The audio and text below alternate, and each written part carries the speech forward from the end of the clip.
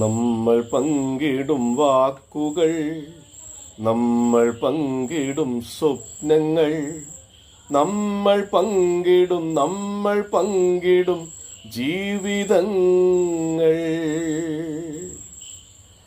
നമസ്കാരം, ഞാൻ സുരേഷ് തിരുവാലി.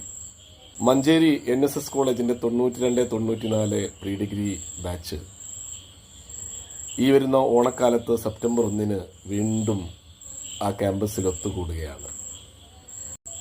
ഈ കൂട്ടായ്മയ്ക്ക് എല്ലാവിധ ആശംസകളും നേരുകയാണ്. വളരെ സന്തോഷം.